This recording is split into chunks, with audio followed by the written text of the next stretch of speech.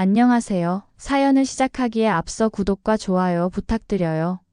감사합니다. 사연 시작해 볼게요. 안녕하세요. 저는 천안에서 태어나 자랐지만 지금은 서울에서 직장을 다니며 혼자 살고 있어요. 저희 집은 그리 넉넉한 편은 아니었어요. 아버지는 건설 현장에서 일하시다가 사고로 크게 다치셔서 장애 등급을 받으시게 되었고, 그 이후로는 어머니가 집안의 경제를 책임지게 되셨죠. 어머니는 식당에서 설거지도 하시고 아파트 청소 일도 하시면서 가족을 부양하셨어요. 저에게는 3살 어린 남동생이 하나 있는데 어머니는 저희 둘을 위해서 정말 힘들게 일하셨습니다. 저는 대학교를 졸업하고 운 좋게 서울의 괜찮은 직장에 취직할 수 있었어요. 처음엔 원룸에서 시작했지만 몇 년 일하면서 투룸 빌라로 이사도 하고 나름 안정적인 생활을 할 수 있게 되었죠. 그러면서 자연스럽게 연애도 시작하게 되었어요.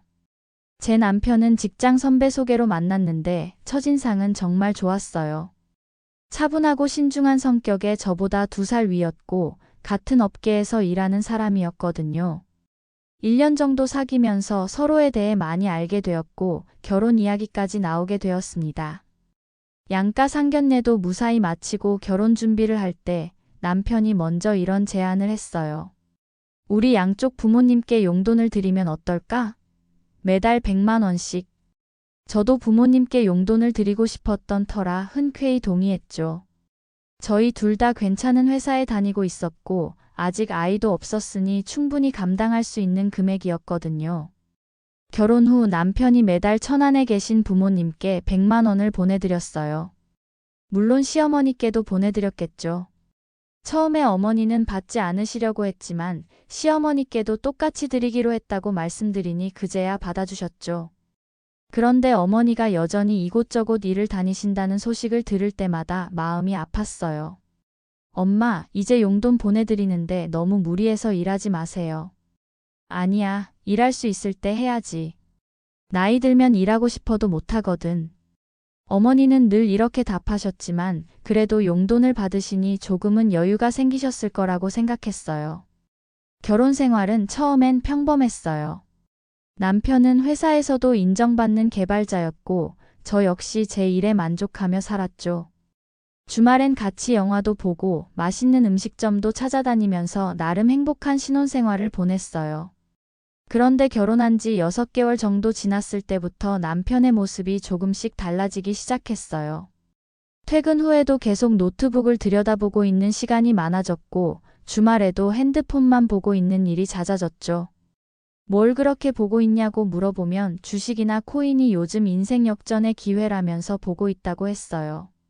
처음엔 별거 아니라고 생각했어요.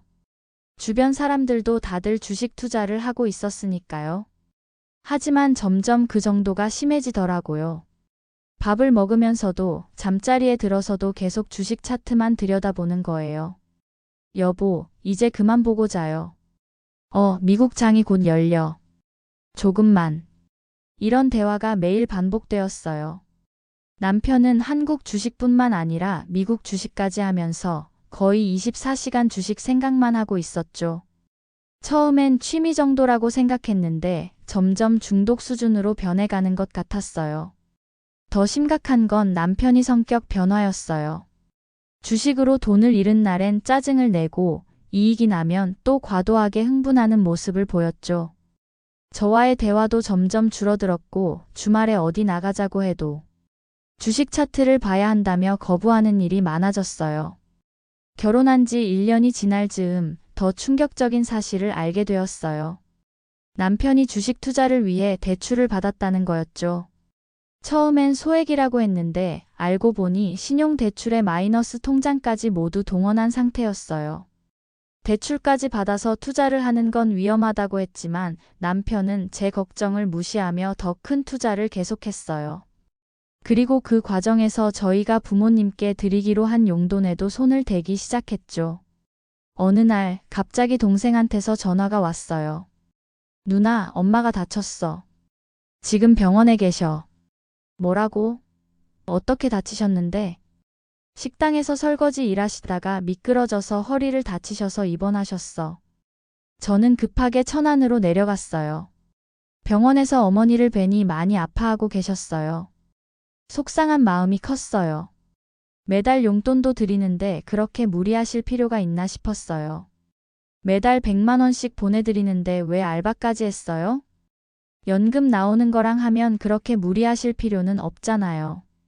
박서방이 너한테 얘기 안 하디? 무슨 말씀이세요? 내 시어머니가 아프다고 해서 병원비가 더 필요하다고 하더라. 그래서 그 돈은 다 그쪽으로 보내줬지. 나는 그런 줄 알고 다시 일을 시작한 거야. 저는 그 순간 머리가 하얘졌어요. 남편이 어머니께 드릴 용돈을 시어머니께 더 드린다며 가져간 거였어요. 제가 어머니가 편히 지내시라고 보낸 돈을 남편이 중간에서 가로챈 셈이었죠. 엄마, 잠깐만요. 시어머니가 아프시다고요? 응, 내 남편이 그러더라. 어머님이 당뇨 합병증으로 입원하셔서 병원비가 많이 든다고.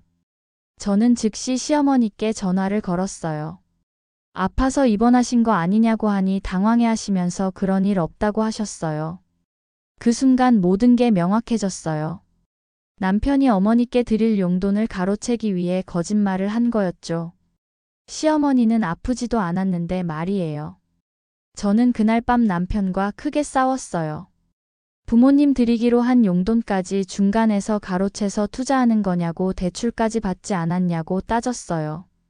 그런데 남편은 인생은 원래 한 방이라면서 조금만 기다리면 다 갚아준다고 하는 거예요. 저는 그때 결심했어요. 더 이상 이런 생활을 할 수 없다고. 남편의 주식 중독은 이미 돌이킬 수 없는 지경에 이르렀고 저와 제 가족까지 속이면서 돈을 가져다 쓰는 상황이 되어버린 거죠. 하지만 남편은 끝까지 자신의 잘못을 인정하지 않았어요. 너도 나중에 수익이 나면 좋아할 거야. 조금만 기다려봐. 어차피 인생은 한 방이야. 그날 밤 저는 중요한 결정을 내렸어요. 다음 날 바로 천안으로 내려가서 어머니께 모든 상황을 설명드리고 앞으로는 제가 직접 용돈을 드리겠다고 말씀드렸죠. 어머니는 화를 내시기보다는 걱정을 해주셨어요. 그 모습을 보니 더 죄송하고 미안했죠. 서울로 돌아온 후 저는 남편에게 최후 통첩을 했어요. 여보 주식 이제 그만하고 상담받아. 아니면 이혼할 거야. 이혼? 너 진짜야? 진짜야. 네가 변하지 않는다면 더 이상 같이 살 수 없어. 하지만 남편은 여전히 주식을 그만둘 생각이 없었어요. 오히려 더 큰 투자를 계획하고 있었죠. 하지만 정말 충격적인 건 그 다음에 일어났어요. 이혼 과정에서 알게 되었는데 남편은 시어머니한테도 용돈을 준 적이 한 번도 없었다는 거였어요. 저는 그 순간 정말 화가 머리끝까지 치밀어 올랐어요.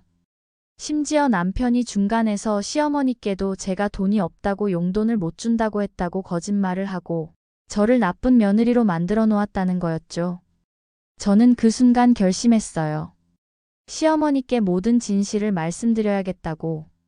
그날 밤 저는 시댁으로 찾아갔어요. 시어머니는 저를 보시더니 차가운 표정을 지으셨죠. 그리고 말씀드렸어요. 시어머니는 처음엔 믿지 않으시려고 했어요. 하지만 제가 모든 진실을 말씀드리자 놀라셨어요. 그럼 우리 나한테 거짓말을 한 거야? 이 녀석이 정말. 어쩌려고. 네. 제 친정에 드릴 용돈까지 가져다가 주식에 썼어요. 그래서 저희 어머니가 무리하게 일을 하시다가 다치신 거고요. 심지어 지금 빚도 많아요. 시어머니는 그 순간 무너지시는 것 같았어요. 아들이 자신한테도 아내한테도 거짓말을 했다는 사실을 받아들이기 힘들어 하셨죠. 시어머니는 그날 남편을 불러서 크게 꾸짖으셨어요. 하지만 이미 이혼 수속도 다 끝난 상황이라 돌이킬 수는 없었죠. 하지만 시어머니는 저한테 미안해 하셨어요. 그리고 다음날 갑자기 제 통장으로 돈을 보내셨어요. 아가 미안하다. 내가 내 아들 말만 듣고 너한테 서운해하기만 했단다. 부족하겠지만 이 돈은 너의 친정에 보내드리렴. 비록 가족으로의 인연은 여기까지지만 앞으로 난 너를 늘 응원하마. 문자를 보고 다시 돌려드리겠다고 했지만 시어머니는 제가 받아야 마음이 편할 것 같다고 하셨어요. 그리고 저희는 이혼을 성사되었어요. 그런데 명절 때엔 저희 어머니한테 직접 안부도 전하시려 전화도 하시고 종종 선물도 보내주셨어요. 사실 이혼한 며느리에게 이렇게까지 해주시는 모습에 조금 놀랐어요. 시간이 지나면서 남편이 소식도 가끔 들려왔어요. 상담 치료를 받으면서 점점 나아지고 있다고 했고 새로운 직장도 구했다고 했죠. 그리고 무엇보다 시어머니와의 관계도 많이 개선되었다고 했어요. 하지만 저는 이미 그 모든 것들이 제 삶과는 상관없는 일이 되어버렸어요. 저에게는 새로운 일상이 있었고 새로운 꿈이 있었거든요. 그렇게 1년이 지났을 때 정말 뜻밖의 일이 일어났어요. 시어머니께서 갑자기 쓰러지셨다는 소식을 들은 거예요. 뇌경색으로 쓰러졌다는 소식을 듣고 바로 병원으로 향했어요. 비록 이혼했지만 가보는 게 도리라고 생각이 들었어요. 며칠 후 시어머니는 다행히 의식을 회복하셨어요. 하지만 후유증으로 말씀하시기가 어려우셨고 한쪽 팔다리에 마비가 온 상태였어요. 그 후로 저는 종종 시어머니 간병을 도왔어요. 재활 치료를 받으시면서 시어머니는 조금씩 나아지셨어요. 말씀도 조금씩 하실 수 있게 되셨고 걸으시는 것도 가능해지셨죠. 몇 개월 후 시어머니는 그 전만큼은 아니지만 거의 일상생활이 가능할 정도로 회복하셨어요. 그리고 저에게 마지막 부탁을 하셨죠. 혹시 너희 다시 잘해볼 수 없을까?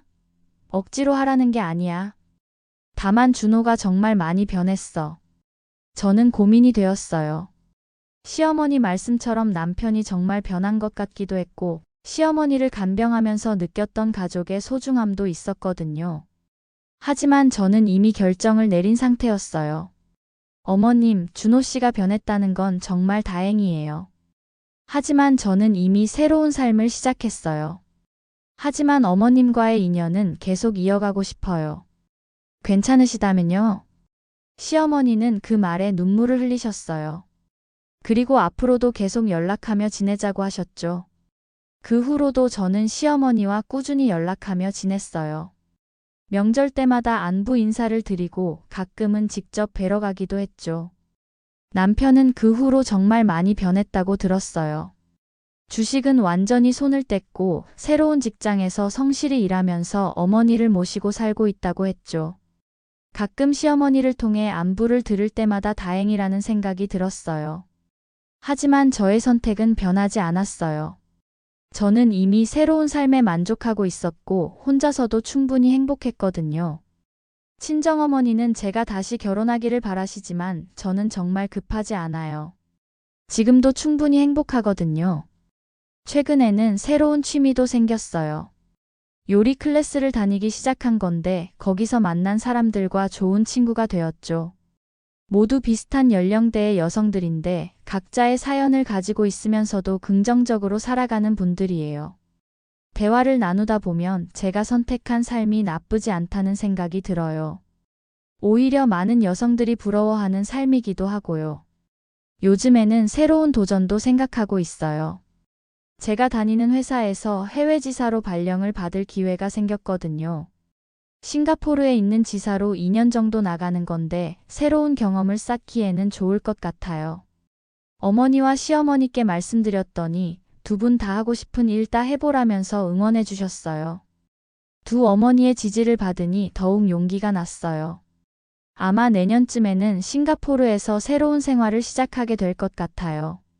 이렇게 저의 이야기를 마무리해 봅니다. 한때는 정말 힘들었지만 그 과정에서 진정으로 소중한 것이 무엇인지 알게 되었어요. 가족의 소중함, 진실한 관계의 가치, 그리고 자신을 사랑하는 것의 중요성까지. 비록 첫 번째 결혼은 실패했지만 그 경험이 저를 더 성숙하고 지혜로운 사람으로 만들어줬다고 생각해요. 그리고 오히려 이혼 뒤에 시어머니와의 관계가 좋아졌어요. 앞으로도 어떤 일이 일어날지는 모르겠지만 지금처럼 긍정적이고 당당하게 살아갈 자신이 있어요. 그리고 제 주변의 모든 사람들, 특히 두 어머니께서도 건강하고 행복하게 지내셨으면 좋겠어요. 혹시 비슷한 상황에 계신 분들이 있다면 포기하지 마시고 용기를 내셨으면 좋겠어요. 힘든 시간을 겪어도 결국에는 더 좋은 내일이 올 테니까요. 제 긴 이야기를 끝까지 들어주셔서 감사합니다. 구독과 좋아요, 알림 설정까지 잊지 마세요.